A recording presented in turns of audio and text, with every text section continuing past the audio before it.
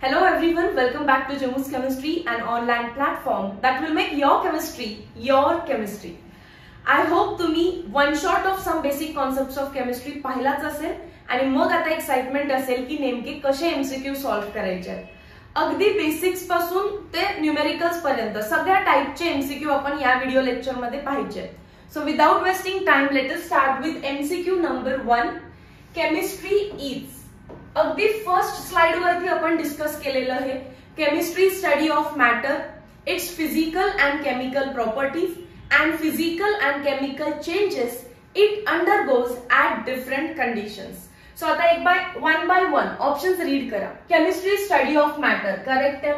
Study of properties of matter हेही correct है.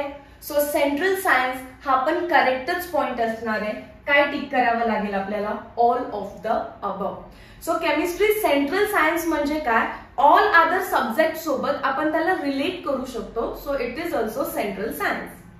MCQ number 2. Branch of chemistry which deals with the study of carbon compounds is called as organic chemistry. माहिती आपल्याला हे. Option number बी. पण घाईत options वाचायचे नाही, एकदम सावकाश. पहिला inorganic chemistry wrong. Second organic chemistry correct आहे. MCQ number 3. Inorganic chemistry deals with the study of option number A elements and their compounds. हाच ऑप्शन करेक्ट आहे.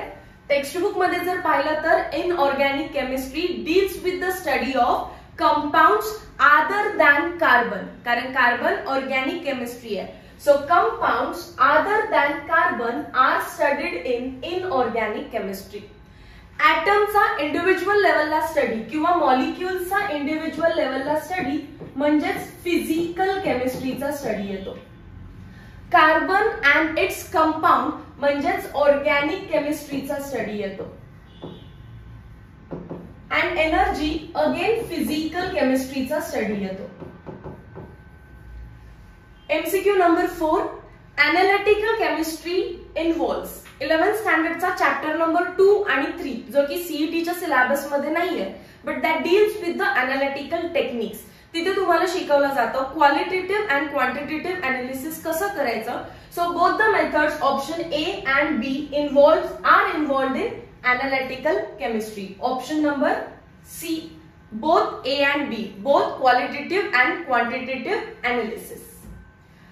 Then MCQ based on classification of matters, properties of matter. Classification of matter आपण पाहिलं on the basis of chemical composition. Properties मध्ये दोन टाइपच्या properties असतात, physical properties and chemical properties. So 5th MCQ. Air is a pure substance. Wrong, कारण एअरचा काही formula सांगता येत नाही. हेटेरोजिनस मिक्सचर, एलिमेंट की होमोजिनस मिक्सचर, तर एअरचं एक्झाम्पल आपण होमोजिनस मिक्सचर मध्ये लिहिलेलं आहे. 6th. Silicon act as. Silicon म्हणजेच SI. तर सिलिकॉन पिरियॉडिक टेबल मध्ये ऍज इट इज दिसतो, सो तो एलिमेंट आहे. But elements are further classified as metals, non metals, metalloids. त्यामध्ये तो मेटलॉइड आहे. Option number C. आपण त्यामध्ये एक्झाम्पल कोणते कोणते लर्न केलेले आहेत बघा. आर्सेनिक, सिलिकॉन, जर्मॅनियम आणि अँटीमनी. हे 4 मेटलॉइड्सचे नेम्स तुम्हाला लर्न पाहिजेत. 7th आहे. The chemical property among the following is.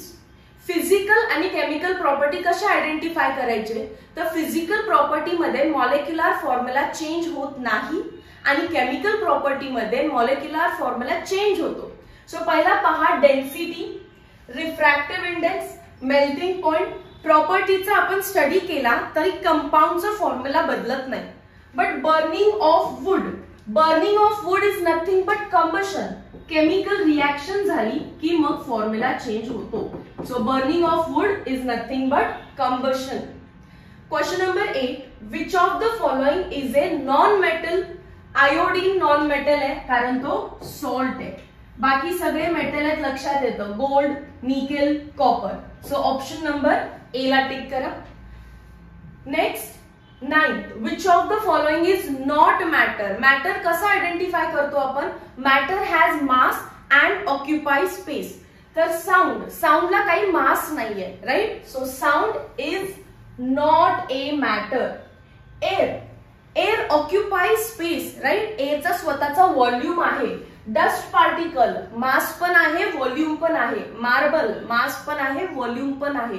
But साऊंडला स्वतःचा असा काही मास नाहीये. Next 10th MCQ, melting point is A. Melting point check केल्यानंतर वॉटरचा फॉर्म्युला बदलतो का? नाही बदलत. याचा अर्थ melting point is physical property. Option number A. Question number 11, an example of pure substance is. Pure substance कसा ओळखायचा? ज्याला फिक्स असा मॉलिक्युलर फॉर्म्युला असणार आहे. एअरचा काही एक फॉर्म्युला नाहीये, मिल्कला काही एक फॉर्म्युला नाहीये. आयर्नचा formula Fe. So yes, this is pure. आणि सोल्युशनला पण काही फॉर्म्युला नाहीये. सो प्युअर सबस्टन्स कसे ओळखायचे वन शॉट मध्ये सांगितलेलं आहे. They have definite formula. आणि जे मिक्सचर्स असतात they do not have definite formula. Next, MCQ based on units, physical properties and measurement of properties. What are units? Arbitrarily decided and universally accepted standards. 12th MCQ बघा. SI unit of quantity electric current is ampere. Right? Volt सोबत confuse होऊ नका. Volt is potential difference unit आहे ते. Ampere electric करंटचं unit आहे. कॅन्डेला luminous इंटेन्सिटीचं unit आहे. आणि Newton हे फोर्सचं युनिट आहे. 13, candela is the SI unit of, आताच बघितलं, luminous intensity. Option number A. 14, 1 cubic metre is equal to. अगदी इम्पॉर्टंट क्वेश्चन आहे बघा. वन शॉट लेक्चर नक्की पहा. मी अशा काही ट्रिक्स सांगितलं की ज्याने तुम्हाला युनिट कन्वर्जन कुठलंही कसंही येऊ दे मॅच झालंच पाहिजे, आलंच पाहिजे. तर आपण व्हॉल्यूम साठी युनिट कन्वर्जन काय काय बघितलेले. 1 लिटर इज इक्वल्स टू, ती लाईन आपल्याला आता परत एकदा लिहून घ्यायची. 1 litre is equals to 1 dm cube. That is equals to 10⁻³ ml. ml म्हणजेच centimetre cube. 10⁻³ centimetre cube. And that is equals to 10⁻³ meter cube. Learn करा ही line. 1 liter is equals to 1 dm cube is equals to 1 liter म्हणजेच 1000 ml. ml म्हणजेच centimetre cube. So 10⁻³ centimetre cube झालं ते. and metre cube मध्ये 10⁻³ metre cube. आता आपल्याला relation 1 cubic metre म्हणजेच metre cube is equal to आणि option मध्ये डीएम क्यूब दिसतात. मग त्या दोन क्वांटिटीज ना खाली लिहिते मी. So 1 dm cube is equals to 10⁻³ metre cube. मग 1 मीटर क्यूब किती असणार आहे? 1 metre cube is equals to 10⁻³ denominator मध्ये आलं 10⁻³ dm क्यूब. वरती जाऊन काय होईल ते 10⁻³ dm cube is equals to 1 metre cube. कोणत्या ऑप्शनला टिक करणार आहे तुम्ही? 10⁻³ म्हणजेच 1000 dm क्यूब. हे मी सिस्टमॅटिक वेनी सॉल्व्ह करतेय. पण सीईटी मध्ये एवढा पण टाइम नाहीये. हे पटकन क्लिक झालं पाहिजे. 1 dm क्यूब म्हणजेच 10⁻³ मीटर क्यूब म्हणजेच 1 metre cube is equals to 10⁻³ dm cube. Next MCQ number 15. 100 degree Celsius म्हणजेच किती? परत टेम्परेचरचं unit conversion.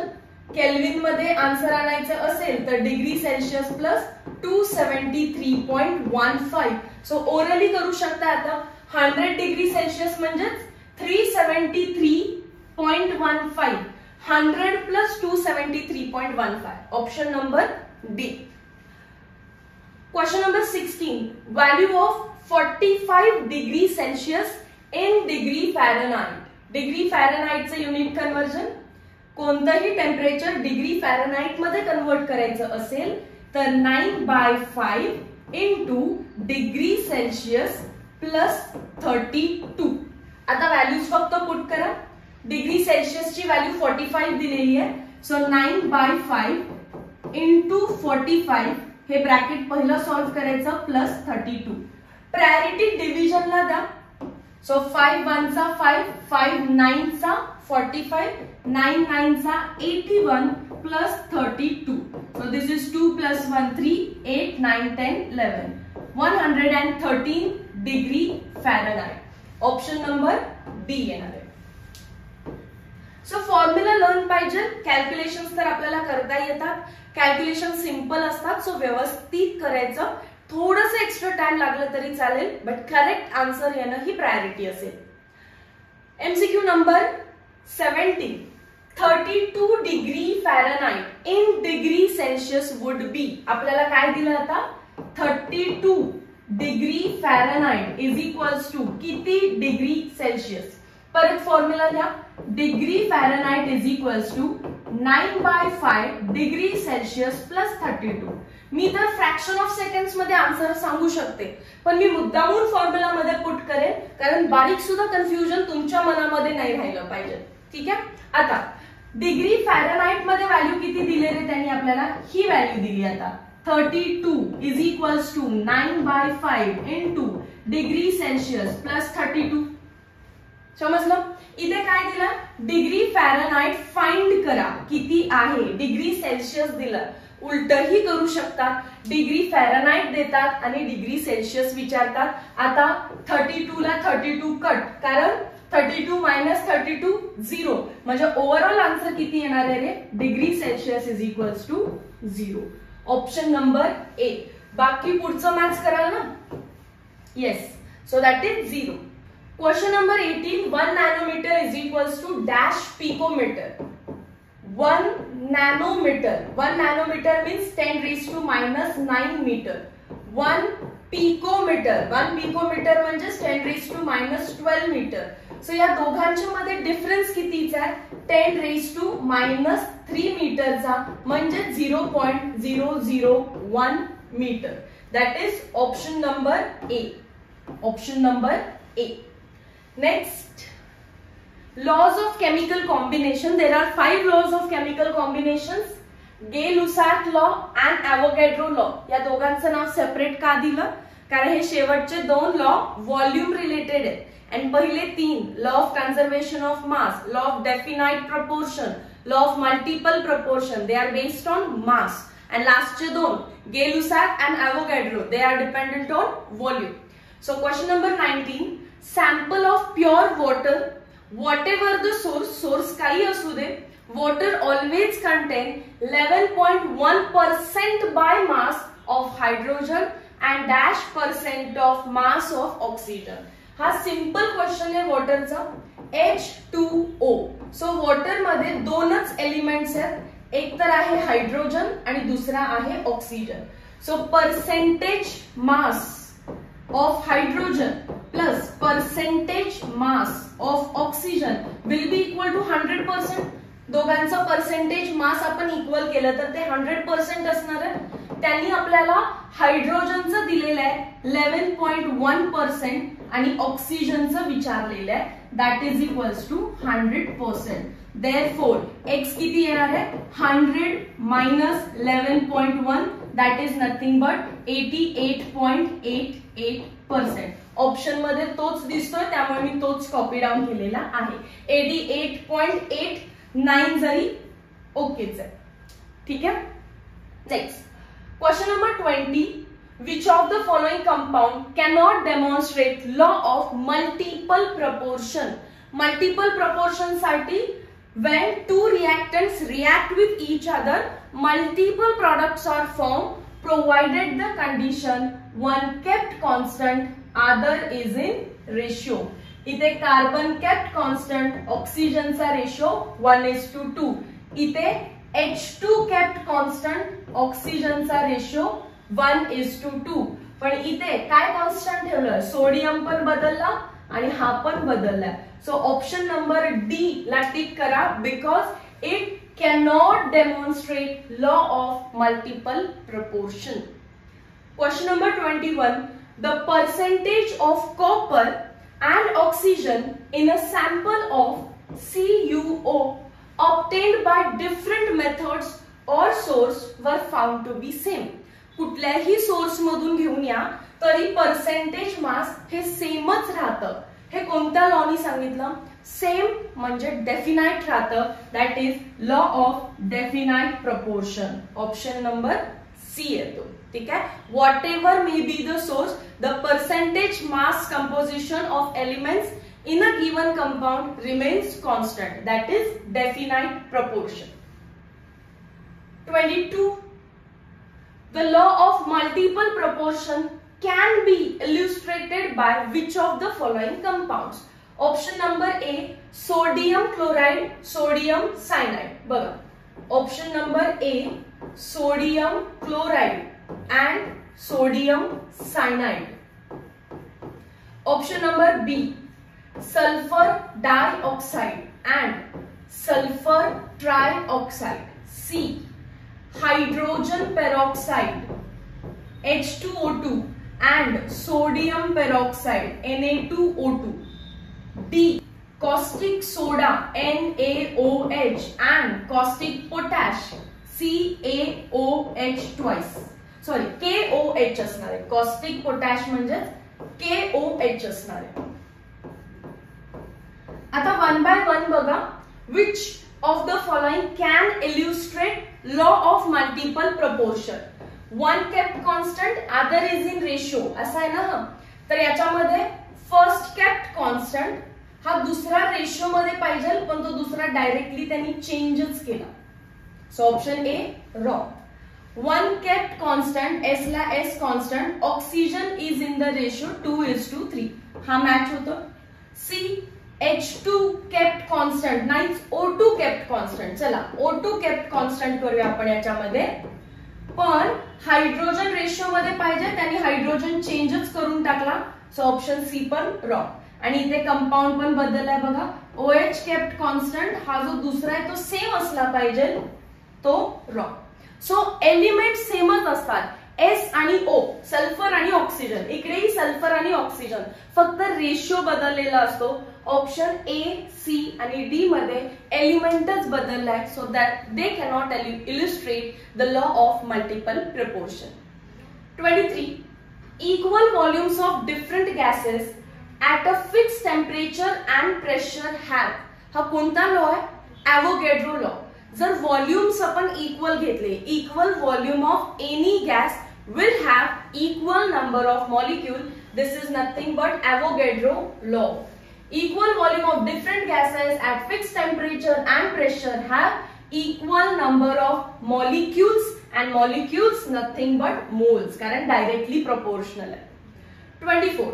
The ratio of volume between reaction of hydrogen and oxygen to form water. Reaction of hydrogen and oxygen to form water, या रिएक्शनचं काय हवंय त्यांना? Volume ratio. Volume ratio म्हणजेच काय? गे-लुसॅक law.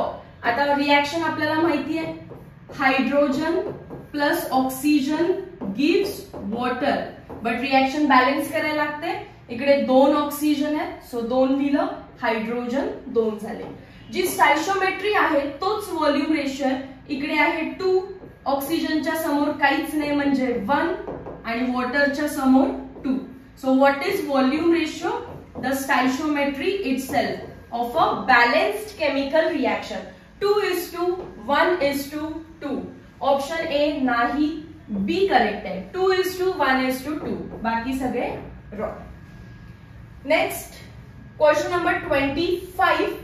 Which of the following reaction is not according to law of conservation of mass? Law of conservation of mass कशासाठी use करतात? Balancing chemical reaction. आणि आपल्याला विचारलं नॉट करेक्ट म्हणजे which of the following is not correct balanced chemical reaction. First, 2 magnesium 2 magnesium, 2 oxygen 2 oxygen, correct आहे. 3 carbon, इकडे एकच carbon. So option number B ला स्टिक करा. That is not the correct balanced equation, म्हणजेच does not follow law of conservation of mass. बाकी करेक्टच असणार आहे. P4O10, carbon 1, hydrogen 4, oxygen 4. So option number B is not balanced. 26. A sample of calcium carbonate CaCO3 has following percentage composition. CaCO3 याच्यामध्ये कोणते कोणते elements आहेत? Calcium आहे, carbon आहे, oxygen आहे. तर त्यांचं पर्सेंटेज बाय मास आपल्याला दिलेलं आहे. किती आहे? कॅल्शियम आहे 40% बाय मास, ऑक्सिजन आहे 48% बाय मास आणि कार्बन आहे 12% by mass. If law of definite proportion is true, then weight of calcium in 12 gram of sample. बघा काय म्हणतायत, दोन पार्ट मध्ये आपण डिवाइड करू क्वेश्चनला. फर्स्ट पार्ट स्टार्टिंग पासून 12% पर्यंत कॅल्शियम कार्बोनेट घेतला आपण आणि त्याचं पर्सेंटेज बाय वेट लिहून घेतलं. मग पर्सेंटेज बाय वेट किंवा पर्सेंटेज बाय मास म्हणजे मला गिवन कंपाऊंडचा आधी मास माहिती पाहिजे, ते कॅल्क्युलेट करून घ्या. कॅल्शियमचं ॲटॉमिक मास असतं 40 प्लस कार्बनचं असतं 12 आणि ऑक्सिजनचं असतं 16, पण 3 टाइम्स आहे, सो 3 × 16 ऍड करा, ते येईल 100. सो आपण घेतलेला आहे 100 ग्रॅम पर मोल. आता युनिट काय म्हटलं मी? ग्रॅम पर मोल, कारण 1 मोल क्वांटिटीच आहे तो, राईट. सो 100 युनिट्स त्याचा मास आहे, त्यातलं 40% कॅल्शियम आहे, 12% कार्बन आहे, 48% ऑक्सिजन आहे. आता म्हणताय if law of definite proportion is true, then what is weight of calcium? कॅल्शियमचं वेट काय असणार आहे in 12 gram of calcium carbonate. बघा इथे लिहिते 12 gram calcium carbonate corresponds to how much gram of calcium from another source, वेगळ्या source मधून. पण whatever may be the source, percentage by mass change होणार नाही. जर 100 मध्ये 40% आहे, 100 ग्रॅम CaCO3 करस्पॉन्ड टू, बघा 100 मध्ये 40% म्हणजेच काय? 40 ग्रॅम. 40 ग्रॅम ऑफ कॅल्शियम आहे, तर 12 ग्रॅम मध्ये किती? इतका साधा क्वेश्चन आहे. क्रॉस मल्टिप्लाय करा फक्त. देअरफॉर x, या क्वेश्चन मार्कला x म्हणू, x is equals to 40 × 12 divided by 100. 0 ला 0 कट, 12 4 चा 48 डिवायडेड बाय 10 आहे, so 4.8 gram. Option number C.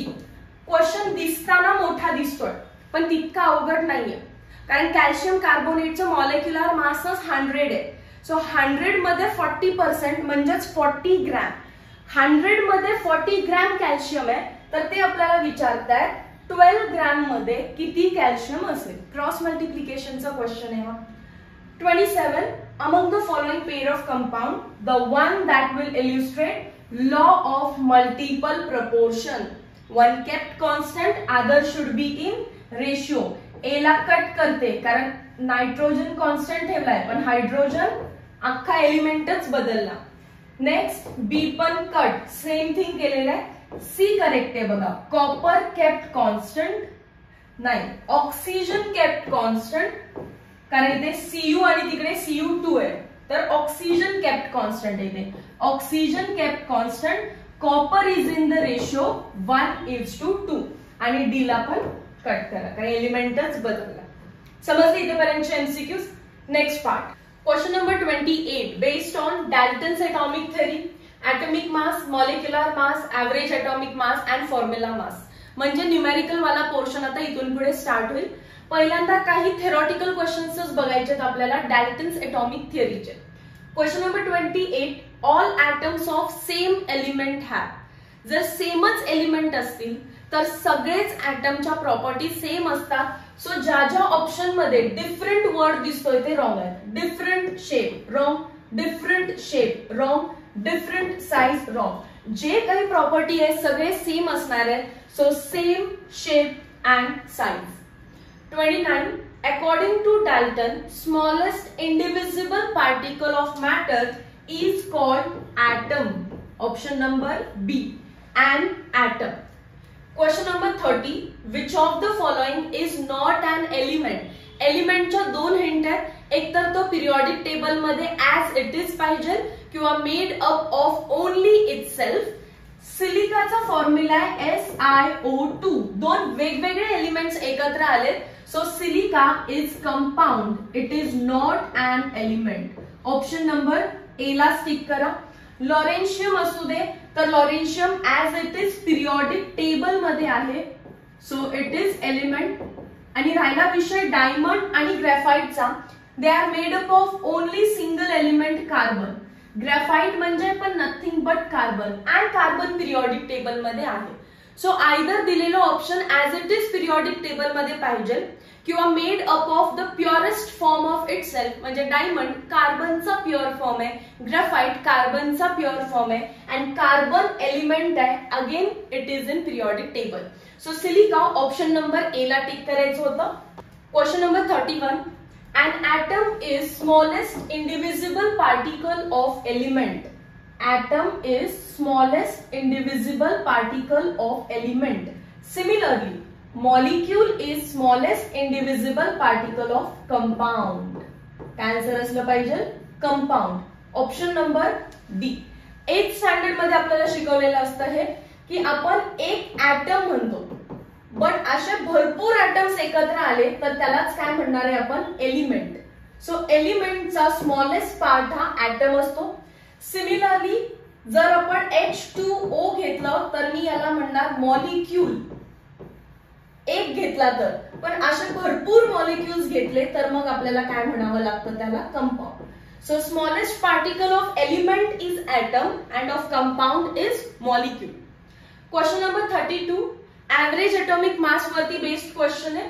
Question number 32 व्यवस्थित सॉल्व्ह करा. फॉर्म्युला वरून पण सॉल्व्ह करता येतं, पण मी तुम्हाला हिंट सांगणार आहे काय करायचं आहे ते. The natural isotopic abundance. कोणते दोन एलिमेंट दिलेले आहेत किंवा आयसोटोप्स दिलेले आहेत? B10 आणि B11. मग चार्ट मध्ये काय काय गोष्टी लागतात आपल्याला? वन शॉट लेक्चर मध्ये बघा काय काय सांगितलेलं आठवतंय का? एक तर त्यांनी दिलं पाहिजे आपल्याला ऍटॉमिक मासेस आणि दुसरा दिला पाहिजे पर्सेंटेज अबंडन्स, जे की डेफिनेटली दिलेलं आहे. Percentage of B10 is 19.60 and B11 is 80.40%. Exact isotopic masses are 10.13 and 11.009 respectively. The average atomic mass of boron. Average atomic mass हे इंडिव्हिज्युअल ऍटॉमिक मासेसच्या मध्ये लाई केलं पाहिजे, इन बिटवीन. सो ज्या व्हॅल्यूज या दोघांच्या मध्ये लाई करत नाही त्या पहिला कट करा. जसं की ऑप्शन नंबर ए 11.09 ही एक्सीड केलेली व्हॅल्यू आहे, याच्या खाली येते. सो ए ला रॉंग करा. 10.83 या दोघांच्या मध्ये आहे, करेक्ट असू शकतं. सी 11.81 याला एक्सीड केलेली व्हॅल्यू आहे, कट करा. 10.09 याच्यापेक्षाही कमी व्हॅल्यू आहे, सो यालाही रॉंग करा. करेक्ट आन्सर काय येणार आहे? 10.83. समजलं? So value should lie in between 10.13 and 11.009 because it is average atomic mass. कधी कधी असं होऊ शकतं की दोन ऑप्शन्स मध्ये कन्फ्युजन आहे, कारण दोन्ही ऑप्शन्स इन बिटवीन लाय करतात. तर काय करायचं? तर हिंट सेकंड यूज करायची. हिंट 1 काय आपली? Answer should be in between the atomic masses, individual atomic masses. पण असे दोन ऑप्शन आले तर choose option by taking into consideration the percentage abundance. By taking into consideration the percentage abundance. म्हणजेच जर दोन ऑप्शन यांच्यामध्ये असते तर सगळ्यात जास्त पर्सेंटेज अबंडन्स कोणता आहे? बोरॉन 11. सो 11.009 च्या आसपासचा जो ऑप्शन असेल मी त्याला टिक केलं असतं. अँड 10.83 पण हा 11 च्या जवळचाच ऑप्शन आहे. पण जेव्हा तुम्हाला दोन ऑप्शन्स मध्ये कन्फ्युजन असेल तर एक ऑप्शन हा 10 च्या जवळचा असतो आणि एक ऑप्शन हा 11 च्या जवळचा असतो. कोणता टिक करायचा आहे तुम्हाला? 11 च्या जवळचा. ठीक आहे. Question number 34. The atomic mass of oxygen in Dalton. Atomic mass म्हणजेच मास ऑफ 1 ॲटम. मग एक ॲटमचं मास हे डाल्टन मध्येच असणार. एक ॲटम आपल्याला दिसतही नाही तर तो ग्रॅम मध्ये पाठ करणं आपल्याला फार कष्टाचं काम आहे. डाल्टन मध्ये सिंपल व्हॅल्यू असतात. हे पुढचा क्वेश्चन फक्त कन्फ्यूज करायला दिलाय तुम्हाला. Atomic mass of oxygen learn असलं पाहिजे. ऑक्सिजनचं मास किती असतं 16 आणि युनिट काय असतं डाल्टन. ते तुम्हाला म्हणतील की अशी अशी व्हॅल्यू आहे आणि कन्वर्ट वगैरे करून कॅल्क्युलेशन्स करून आन्सर टिक करा, पण नाही. आपल्याला लर्न आहे ऑक्सिजनचं ॲटॉमिक मास असतं 16 आणि युनिट असतं Dalton. Question number 35. Dalton's theory can successfully explain all laws of chemical combinations. Law of conservation of mass, law of definite proportion, law of multiple proportion, म्हणजेच सगळे लॉज एक्सप्लेन करू शकतो. There are 5 laws of chemical combinations given by individual scientists, but Dalton's atomic theory can explain all of these 5 laws. Now, numerical based questions असणार आहेत. Avogadro number ची value किती असते 6.022 into 10 raised to 23 आणि त्यालाच आपण काय म्हणतो रे 1 मोल. Molar mass. What is molar mass? Molecular mass तर माहिती होतं, mass of 1 molecule. What is molar mass? Mass of 1 मोल सबस्टन्स. मास ऑफ 1 मोल सबस्टन्स. आणि तुम्हाला माहिती आहे 1 मोल म्हणजे किती आहे 6 into 10 raised to 23.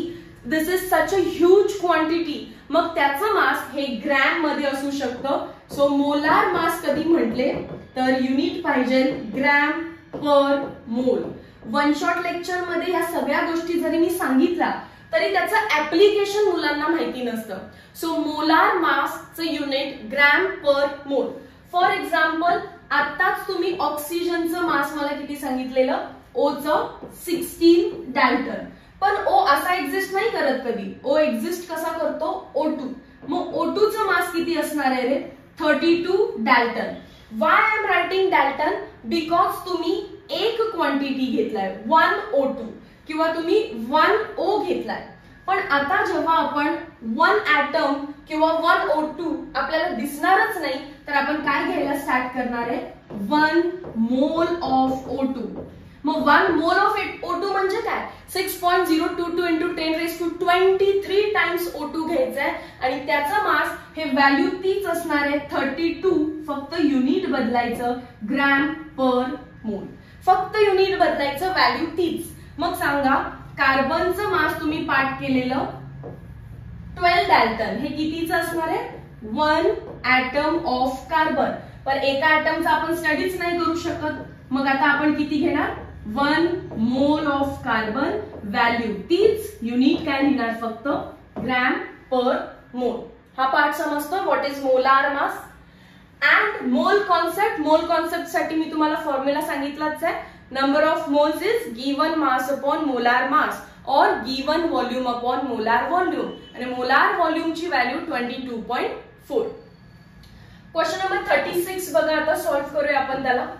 How many carbon oxygen sigma bonds are present in gaseous sample obtained by decomposition of 10 gram of calcium carbonate. Calcium कार्बोनेटचा फॉर्म्युला आहे CaCO3. त्याला डिकम्पोज करा काय भेटेल ही रिएक्शन माहिती पाहिजे. Calcium oxide plus carbon dioxide heat केल्यानंतर calcium carbonate असा डिकम्पोज होतो. आता CaCO3चं मास आपण मध्ये कॅल्क्युलेट केलेलं एखाद्या MCQ मध्ये आठवतं तो percentage by mass. Calcium 40 carbon 12 आणि ऑक्सिजन 3 into 16. सो ते आलेलं 100 ग्रॅम. 100 ग्रॅम कॅल्शियम कार्बोनेट जेव्हा मी डिकम्पोज करेन मला एक CaO आणि एक CO2 भेटतोय. कार्बन डायऑक्साइडचं स्ट्रक्चर असं असतं. सो 100 ग्रॅम कॅल्शियम कार्बोनेट जेव्हा मी बर्न करेन जेव्हा मी डिकम्पोज करेन मला 1 मॉलिक्यूल ऑफ CO2 भेटतोय. खालचा बॉन्ड असतो सिग्मा वरचा पाय. खालचा बॉन्ड असतो सिग्मा आणि वरचा pi. So 100 gram corresponds to 2 sigma bonds. Correct आहे ना किंवा 2 मोल्स ऑफ सिग्मा बॉन्ड्स खाली लिहूया. हे समजलं का बघा. क्वेश्चन मध्ये ते विचारतायत की 10 ग्रॅम कॅल्शियम कार्बोनेट डिकम्पोज केल्यावर किती सिग्मा बॉन्ड भेटतील. पण मला 10 ग्रॅमचे कॅल्क्युलेशन डायरेक्ट नाहीच जमणार आहेत. मी पहिला कॅल्शियम कार्बोनेटची रिएक्शन केली, CaO plus CO2, carbon dioxide मध्ये कार्बन ऑक्सिजन सिग्मा बॉन्ड असणार आहे, बरोबर आहे ना. कार्बन ऑक्सिजन सिग्मा बॉन्ड असणार आहे. मग 100 ग्रॅम मध्ये 2 सिग्मा बॉन्ड्स आहेत, पण ते ऍक्च्युअली 2 नसतात, 2 मोल असतात. सो मी काय लिहिणार आहे इथे व्यवस्थित बघा. 100 ग्रॅम करस्पॉन्ड्स टू 2 मोल सिग्मा बॉन्ड्स. कुठले सिग्मा बॉन्ड्स आहेत ते? Carbon oxygen sigma bonds. मग 10 ग्रॅम साठी किती असणार आहे रे 10 ग्रॅम साठी? डेफिनेटली 8 नी तुम्ही डेसिमल शिफ्ट केलाय म्हणजे 0.2 मोल ऑफ सिग्मा बॉन्ड. पण आपल्याला मोलची व्हॅल्यू माहिती आहे. मोल म्हणजेच काय? 6.022. पण तुम्ही सीईटी साठी 6 into 10 raised to 23 that is equals to 6 2 चा 12 decimal point 1.2 into 10 raised to 23. So Avogadro number 6.022 into 10 raised to 23 ला तुम्ही 6 into 10 raised to 23 सीईटी मध्ये घेऊ शकता. आन्सर आलेला आहे 1.2 म्हणजेच ऑप्शन नंबर ए 1.2 आहे. पॉवर पण चेक करा 10 raised to 23.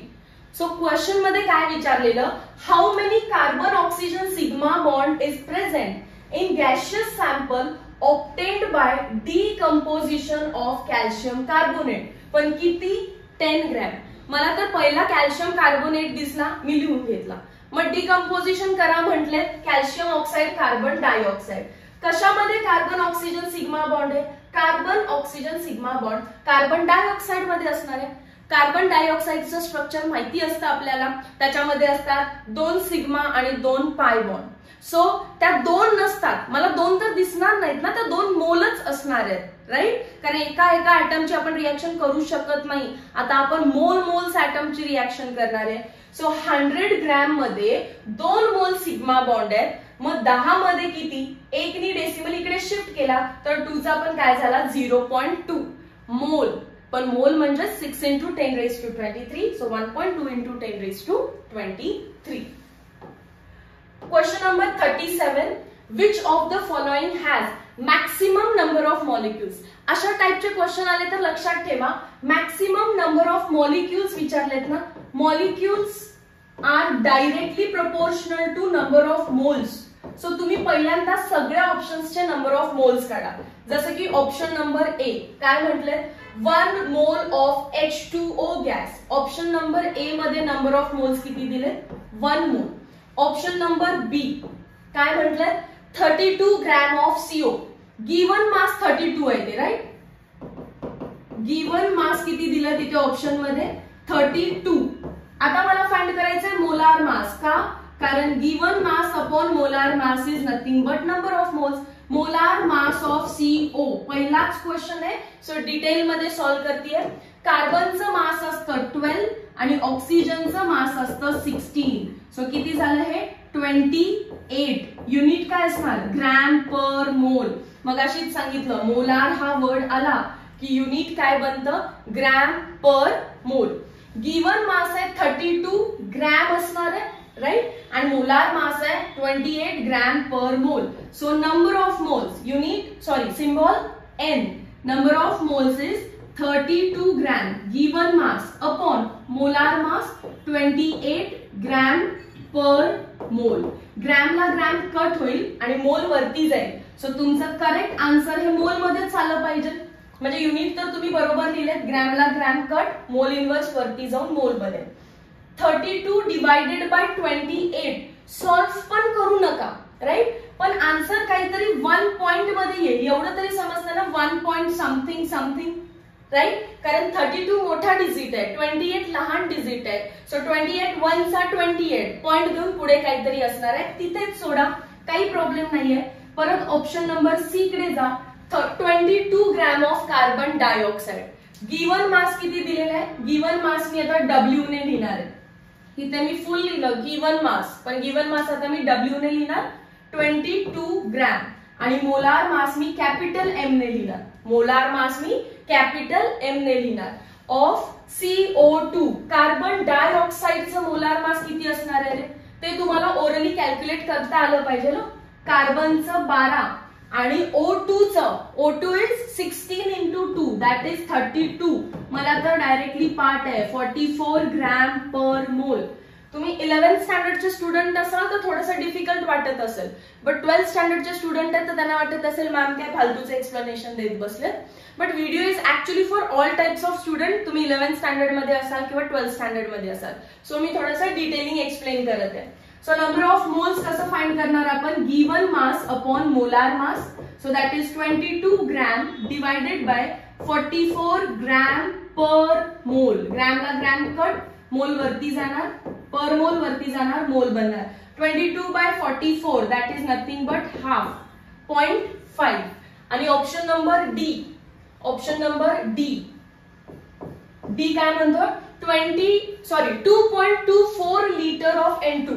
आपल्याला माहितीये जर हा 22.4 लिटर असता तर नथिंग बट 1 मोल असता, पण एकनी डेसिमल शिफ्ट केला, 2.24 घेतलं त्यांनी लिटर.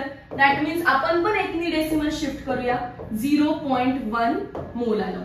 पहिल्यामध्ये आहे 1 मोल, दुसऱ्यामध्ये 1 समथिंग समथिंग, तिसऱ्यामध्ये आहे 0.5, चौथ्यामध्ये आहे 0.1.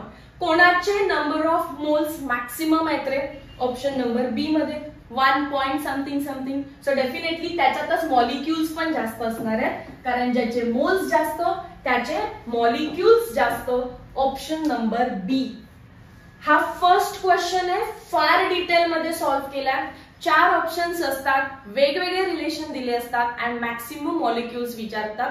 एकात तर मोल डायरेक्टली दिलेत, दुसऱ्यात मी given mass upon molar mass, तिसऱ्यात पण given mass upon molar mass, आणि चौथ्यामध्ये व्हॉल्यूमचा यूज केला. 22.4 लिटर म्हणजे 1 मोल. 1 मोल म्हणजेच ॲव्होगॅड्रो नंबर आणि म्हणजेच 22.4 लिटर फॉर गॅसेस. पण आपल्याला 2.24 म्हणजे डेसिमल शिफ्ट, तर इथे पण डेसिमल शिफ्ट केला, 0.1 मोल आलं. पुढे पहा question number 38.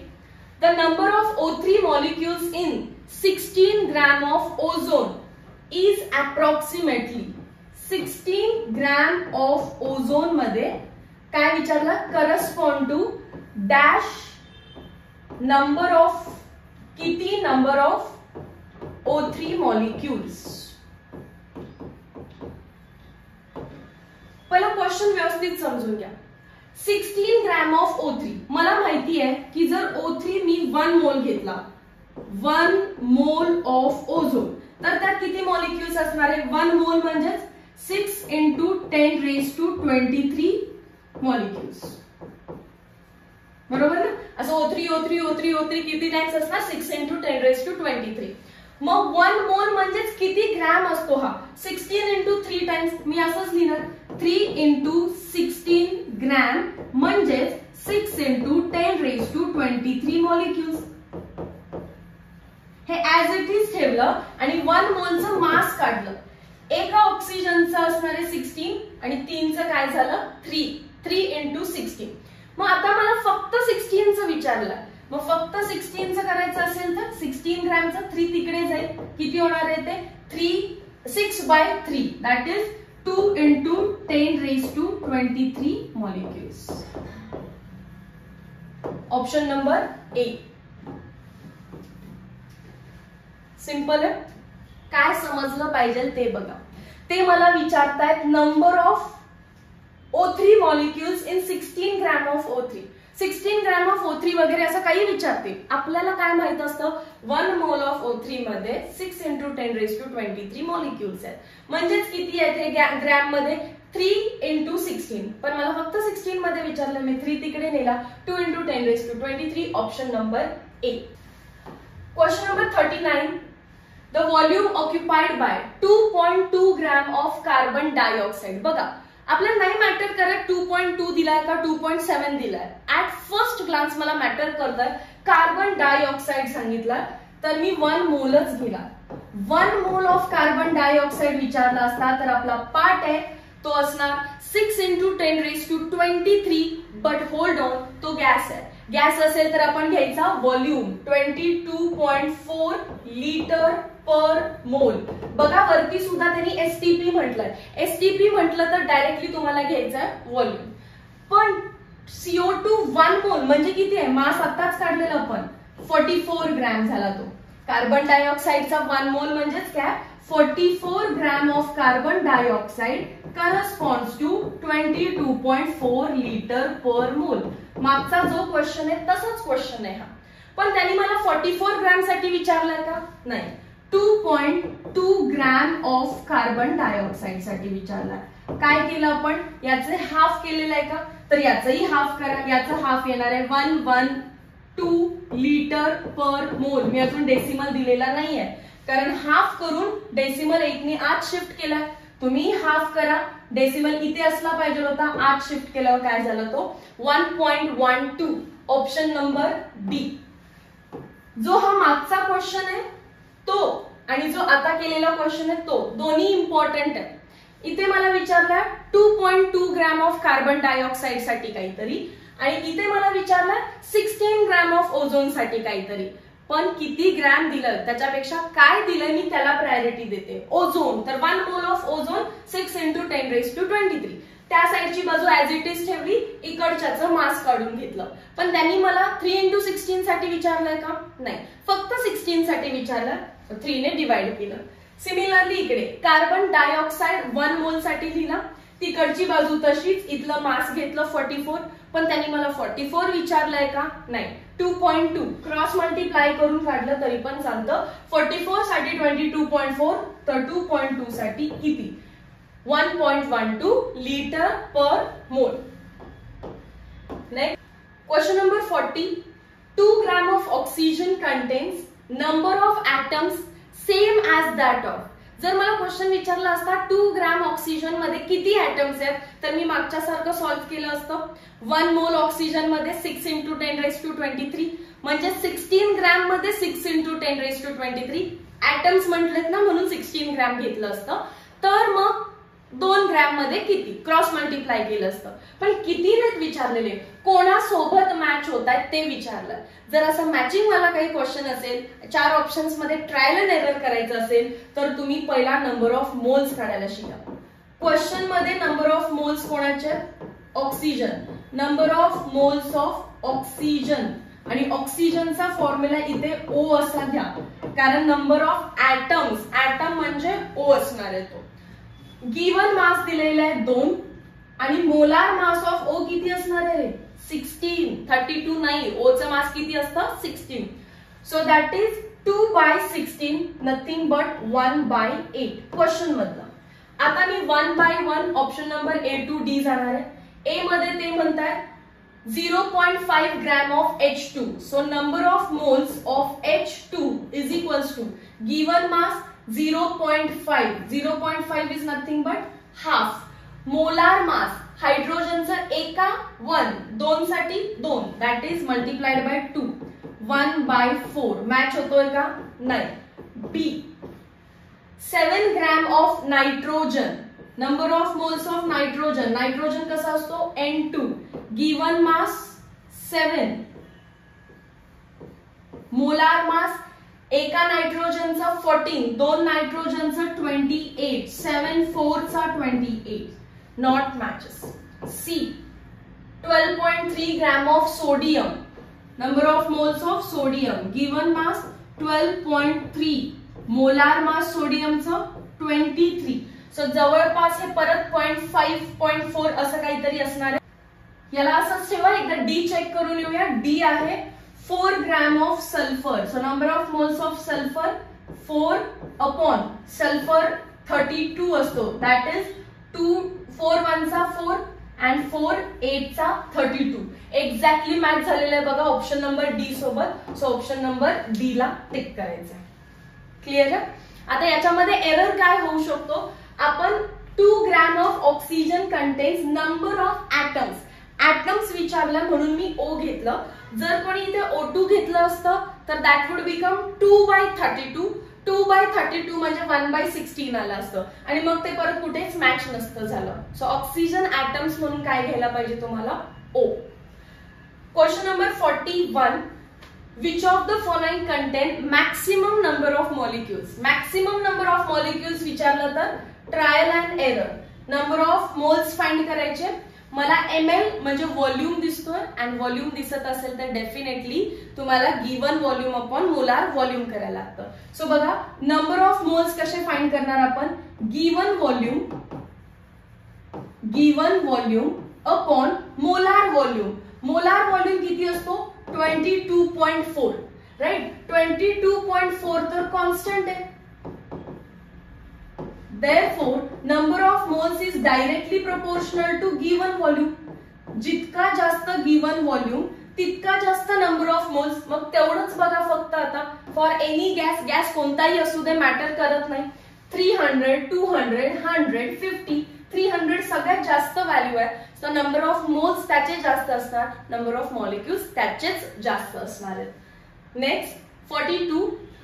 Total number of moles present in 12 gram of ozone and 16 gram of SO2 in gaseous mixture would be 12 gram ozone आणि दुसरं काय विचारलं 16 gram of SO2.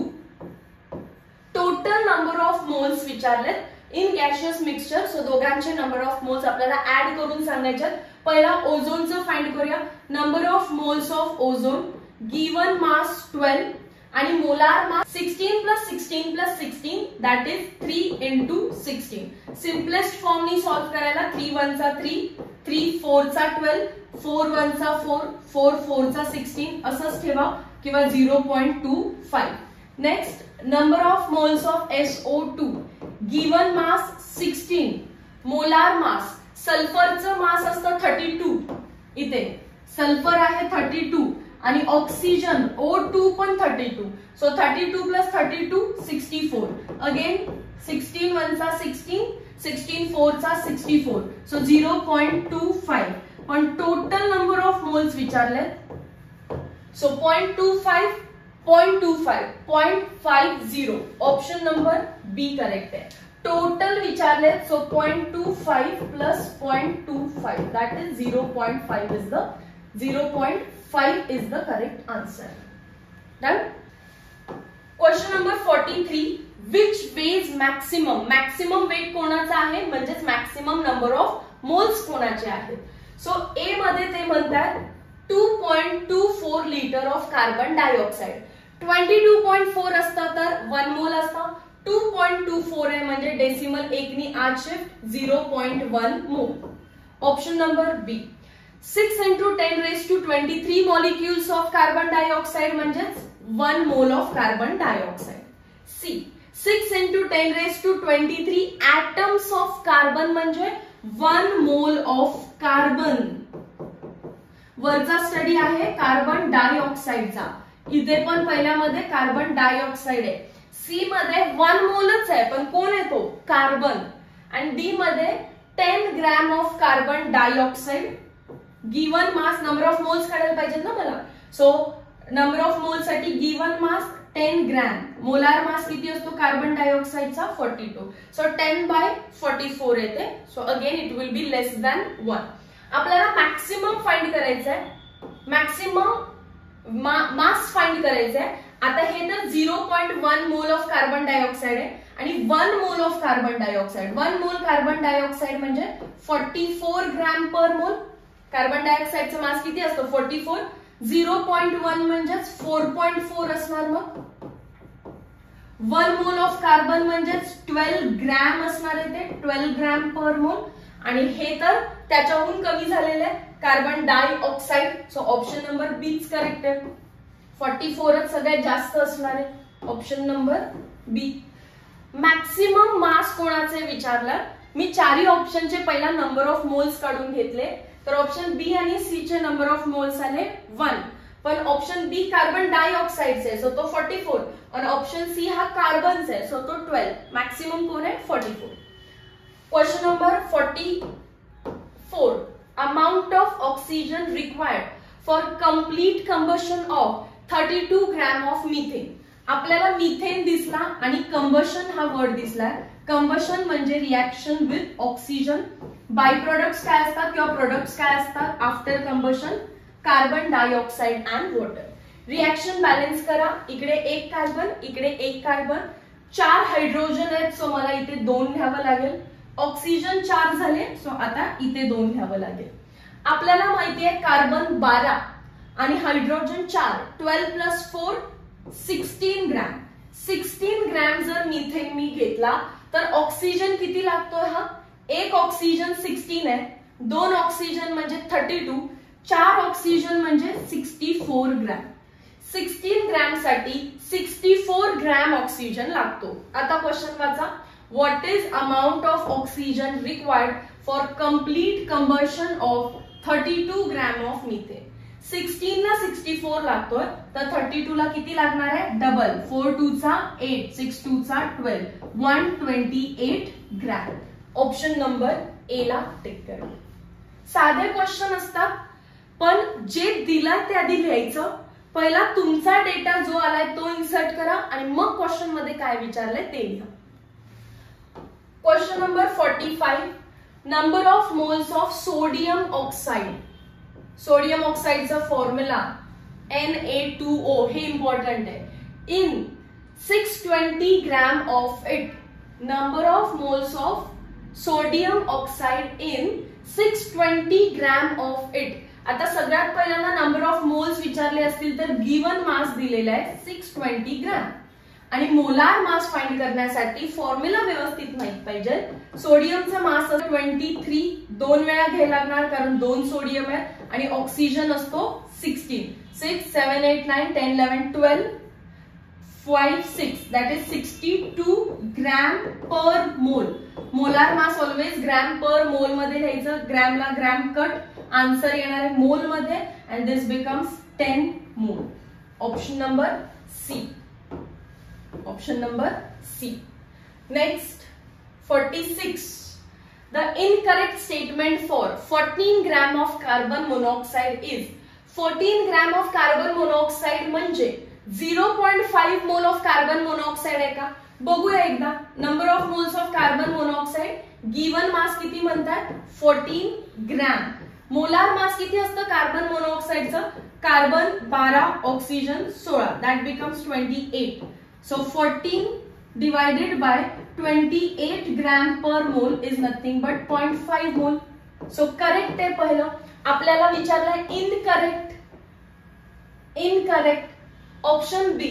It is same moles as 14 gram of N2. Yes, 14 gram of N2 चे number of moles बघा. Given mass 14, molar mass 28, again 0.5 mole. So option B पण correct आहे. C 3 × 10⁻21 molecules of CO, हेही correct आहे कारण 1 मोल मध्ये 6 × 10⁻23, तर 3 × 10⁻23 म्हणजे हाफ मोल आणि हाफ मोलच करेक्ट आहे. Next, it occupies 2.24 litre at NTP. Half mole असेल ना तर तो 11.2 ऑक्युपाय करेल, राईट. 22.4 च्या हाफ 11.2. डी मध्ये त्यांनी डेसिमल शिफ्टिंग केलं आणि आपल्याला फसवलं. Option number D. Question number 47. What will be volume of carbon dioxide at NTP. NTP is normal temperature pressure, but molar व्हॉल्यूमची व्हॅल्यू 22.4च घ्या तुम्ही, काही एरर येणार नाहीये. So what will be the volume of carbon dioxide at NTP obtained on heating 10 gram of limestone? Okay, so what is limestone? Limestone is again calcium carbonate. त्याला heat केलं की काय होतं? Calcium oxide plus carbon dioxide. परत question वाचा. What will be the volume of carbon dioxide obtained by heating 10 gram? मग आपल्याला माहिती आहे ना की आपण 100 ग्रॅम घेतलेलं. 1 मोल म्हणजेच काय असतो? 100 ग्रॅम. तेव्हा कार्बन डायऑक्साइड 1 मोल म्हणजेच 22.4 लिटर इतका बर्न होतोय, राईट. मग 100 ला 22.4 आहे तर 10 ला किती असणार आहे रे? 2.24 लिटर. हे आन्सर ओके आलं असतं, पण ब्रॅकेट मध्ये दिलं the sample of limestone is 90% pure. म्हणजे हे 100% प्युरिटीने तुम्ही आन्सर काढलं.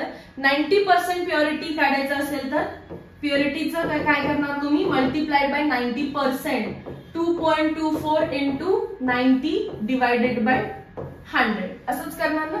सो 0 ला 0 कट, डेसिमल अजून 1 ने आत शिफ्ट करा, that will become 0.224 into 9.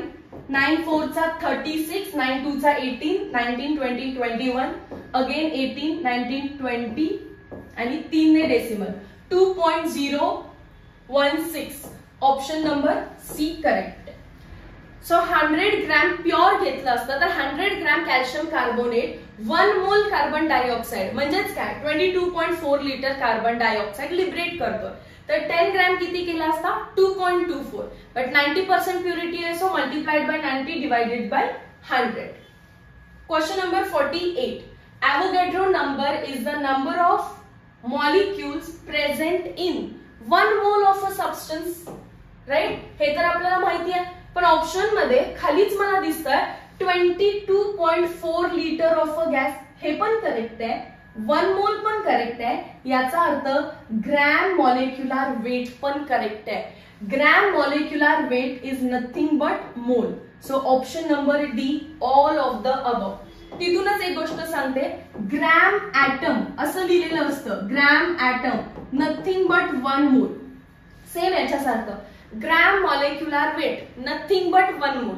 So Avogadro number is the number of molecules in 1 mole substance or 22.4 liter of any gas or gram atom or gram molecular weight of any substance. Question number 49. 500 gram of glucose will contain how many number of moles of glucose? Number of moles find करायचे. Glucose म्हणजे C6H12O6. Given mass 500 gram. Molar mass I hope तुम्ही काल video lecture पाहिलं असेल one शॉटचं, आणि तिथून 180 gram per मोल कसं आलं ते समजलं असेल. ग्रॅमला ग्रॅम कट, आन्सर येणार मोल मध्ये. 500 डिवाइडेड बाय 180 म्हणजे 50 divided by 18, that is equals to 2.77 recurring.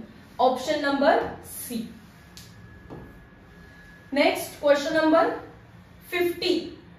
The number of carbon atoms in 12 milligram of carbon. मला 1 मोल कार्बन मधलं माहिती आहे. 1 मोल ऑफ कार्बन मध्ये किती ऍटम असतात 6 into 10 raised to 23 atoms. Correct. म्हणजेच किती मध्ये मास बघितलं तर 12 ग्रॅम मध्ये 6 into 10 raised to 23 atoms. आपल्याला किती मध्ये विचारले 12 मिलीग्रॅम म्हणजेच 12 into 10 raised to -3 ग्रॅम. हे समजायला पाहिजे. मिली म्हणजेच 10 raised to -3. वन शॉट मध्ये पण सांगितलं. किलो म्हणजे 10 raised to 3, मिली म्हणजे 10 raised to -3. सो 12 मिलीग्रॅम मध्ये किती असणार असा क्वेश्चन आहे. क्रॉस मल्टिप्लाय करा. काय केलेलं आहे 12 ला 12 कट झाला म्हणजेच 10 raised to -3. यातून पण 10 raised to -3. 6 into 10 raised to 23 -3 किती येईल 20. तुम्ही क्रॉस मल्टिप्लाय करून काढा जर तुम्हाला हे समजत नसेल तर. 12 मध्ये 6 into 10 raised to 23, तर 12 into 10 raised to 23 मध्ये किती cross multiply 6 into 10 raised to 20. Option number ए येणार आहे. Question number 51. At STP standard temperature pressure volume occupied by 5 mole of carbon dioxide. जर 1 मोल ऑफ कार्बन डायऑक्साइड सांगितलं असतं तर 22.4 litre आणि 5 मोल ऑफ कार्बन डायऑक्साइड असेल तर 5 into 22.4. 5 4 चा 20, 5 2 चा 10, 11 12, 5 2 चा 10, 11 आणि डेसिमल 1 नंतर 112 लिटर पर मोल. ऑप्शन नंबर डी करेक्ट आहे. Next question. The number of atoms in 4.25 gram of ammonia will be. कधीही नंबर ऑफ atoms डायरेक्ट काढायला जायचे नाही, आधी नंबर ऑफ मोल्स काढायचे. गिवन मास अपॉन मोलार मास. गिवन मास कोणाचं अमोनियाचं आहे so 4.25. Molar mass of ammonia मला लर्न आहे. नायट्रोजन आहे 14, हायड्रोजन आहे 3, सो किती झालं ते 17. 4.25 डिवाइडेड बाय 17 हे झाले नंबर ऑफ मोल्स. आणि आपल्याला काय विचारलं number of atoms. Number of atoms कसं काढणार तर सगळ्यात पहिला तर इम्पॉर्टंट क्वेश्चन आहे. तुम्ही अमोनियाचा स्टडी करताय. अमोनिया एक कंपाऊंड आहे सो कंपाऊंडचे डायरेक्टली ऍटम्स नाहीत निघत, कंपाऊंडच्या आधी काय निघतात मॉलिक्युल्स, आणि मॉलिक्युल्सच्या नंतर काय निघू शकतं ऍटम्स. सो जेव्हा तुम्ही नंबर ऑफ मोल्स काढले त्या नंबर ऑफ मोल्सला 4 पॉइंट ऍटम्स डायरेक्टली निघू नाही शकत, तर काय काढणार आहे आपण पहिल्यांदा number of molecules. 4.25 divided by 17 into right moles आहे. ॲव्होगॅड्रो नंबरनी मल्टिप्लाय केलं 6.022 इंटू 10⁻23 किंवा सीईटी साठी डायरेक्टली 6 इंटू 10⁻23 तर मॉलिक्युल्स निघतात राइट. आणि परत नंबर ऑफ ऍटम्स काढावे लागतात आपल्याला. नंबर ऑफ ऍटम्स साठी number of molecules as it is लिहून घ्यायचे 4.25 डिवाइडेड बाय 17 इंटू ॲव्होगॅड्रो नंबरला मी लिहिते 6 इंटू 10⁻23 मल्टिप्लाइड बाय एकामध्ये किती ऍटम्स येते हायड्रोजनचे 3 नायट्रोजनचा 1 म्हणजेच 4. तर 4 नी मल्टिप्लाय पण केलं पाहिजे आपण याला. ओके हे समजलं काय आहे. आता मग तुम्ही सॉल्व्ह करा आणि याचा आन्सर फाइंड करा किती येणार आहे. 6 इंटू 10⁻23 कारण याचा आन्सर येईल 0.25. सो 0.25 इंटू 4 0.25 म्हणजे 7/4 4 ला 4 कट राहिलं फक्त 6 into 10⁻23 option number C. So calculations difficult नाही आहेत, किचकट दिसतात फक्त. आणि या क्वेश्चननी काय शिकवलं कंपाऊंड दिला असेल तर पहिला मॉलिक्युल्स निघतात आणि मॉलिक्युल्स वरून निघतात ऍटम्स. पहिला तुम्ही नंबर ऑफ मोल्स फाइंड केले. एका मोल मध्ये 6 इंटू 10⁻23 मॉलिक्युल्स असणार आहेत. सो आपल्याला दिलेल्याला मी 6 ने मल्टिप्लाय केलं 6 इंटू 10⁻23 तर मला मॉलिक्युल्स निघतात. ऍटम्स काढण्यासाठी एका मॉलिक्युल मध्ये किती ऍटम आहेत 4. मग एवढ्या सगळ्यामध्ये मल्टिप्लाइड बाय 4 करायचे आपल्याला. Question number 53. The number of molecules in 13.626 litre of gas at 0 degree Celsius and 1 bar pressure म्हणजे स्टँडर्ड टेम्परेचर प्रेशर कंडिशन्स आहे. प्रेशर आपल्याला दिलेलं आहे 1 बार लिहिलं असताना मोलार व्हॉल्यूम किती असतो 22.7 इज अप्रॉक्सिमेटली. चलो स्टार्ट. आपल्याला माहिती आहे 22.7 हा मोलार व्हॉल्यूम आहे म्हणजे 22.7 litre corresponds to 1 mole of any gas that corresponds to 6 into 10⁻23 molecules. Okay कारण त्यांनी मॉलिक्युल्स म्हटलं ना म्हणून आपण मॉलिक्युल्स लिहिलं. 22.7 मध्ये 6 into 10⁻23 मॉलिक्युल्स आहेत तर अप्रॉक्सिमेटली 13.626 लिटर मध्ये किती मॉलिक्युल्स असणार असा क्वेश्चन आहे. सो रिलेट करा ह्या 4 व्हॅल्यूजला. 22.7 ला 6 इंटू 10⁻23 तर 13.626 ला किती क्रॉस मल्टिप्लाय करायचं आहे. सो एक्स किंवा answer is equals to 6 into 10⁻23 into 13.626 divided by 22.7. याला आधी आपण 6 ने डिवाइड करून घेऊया. 6 1 चा 6 6 2 चा 12 6 3 चा 18. सो 19 20 21 22 4 राहिले पण डेसिमल पॉइंट आहे त्याच्यानंतर. 6 6 चा 36 6 7 चा 42. सो 7 नेच करावं लागेल मला. 42 43 44 45 46 47 5 येणार आहे. त्याच्यानंतर 50 म्हणजे 6 7 चा 42 85 40 86 चा 48 घेऊ शकते.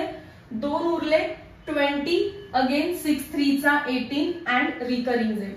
सो व्हॅल्यू काय आली आहे ती 13.626 डिवाइडेड बाय 3.783 इंटू 10⁻23. सो 10 ची पॉवर 23 मध्ये ठेवली आपण. त्याच्यानंतर हा पार्ट सॉल्व्ह करा. 3.7 आहे पण मी सॉल्व्ह करताना त्याला 3 ने सॉल्व्ह करते. 3 ने सॉल्व्ह केलं तर डिनॉमिनेटर 3.7 म्हणजे मोठा आहे पण मी लहान केलं तर आन्सर वाढेल दाखवते मी. किंवा 3.7 ला तुम्ही 4 ने सॉल्व्ह करा. सिंपल करू. 3.7 ला तुम्ही 4 ने सॉल्व्ह केलं तर 4 3 चा 12 1 कॅरी 4 4 चा 16 देन 0 4 5 चा 20, 4 6 चा 24, 25 26, 4 5 चा 20 असं काहीतरी आन्सर येईल. ऑप्शन 3.4 इंटू 10 रेज टू 23 3.6 आहे, पण त्यांची पॉवर मॅच नाही होत. डेसिमल शिफ्ट करा, 34 होईल तो 34.065 into 10 raise to 22.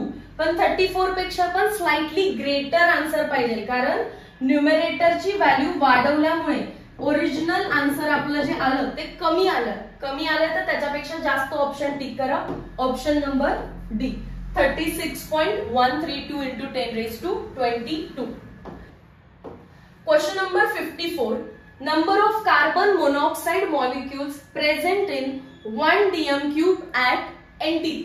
So normal temperature pressure is nothing but STP conditions घेऊन गेला तरी चालेल. 22.4 dm cube corresponds to 1 mole. आणि 1 mole म्हणजे किती मॉलिक्युल्स असतात रे? 6 into 10 raised to 23 molecules. पण आपल्याला त्यांनी विचारलं 1 dm cube मध्ये किती मॉलिक्युल्स आहेत. So cross multiply. So answer is equals to 6 into 10 raised to 23 divided by 2.24 घेते. डेसिमल मी आधीच शिफ्ट केला, सो 2.24 घेतलं तर 10 raised to 1. That becomes 6 divided by मी फक्त 2 घेणार आहे आणि 10 raised to 22. सो काय करतेय ते पहिला पहा. डिनॉमिनेटर आहे 2.24, पण घेतला काय आपण 2. सो दॅट डिनॉमिनेटर आपण कमी करतोय, आपलं आन्सर वाढून येणार आहे. राईट, आन्सर वाढणार आहे. So 3 into 10 raised to 22 is greater than original answer, is greater than actual answer. पण याच्यापेक्षा कमी वाला ऑप्शन 3 पेक्षा कमी वाला ऑप्शन काय? 2.69 पॉवर मॅच होतीये का बघा. Yes, 10 raised to 22. Option number B ला टिक करायचं आहे. So that's all for 54 questions. Numerical based questions वरती जास्त फोकस करा, कारण ते ऍप्लिकेशन आहे. फॉर्म्युला तर दिलेलाच आहे, पण काय फाइंड करायला सांगितलंय, नेमकं काय गिवन व्हॅल्यू दिली आहे ते फार इम्पॉर्टंट आहे.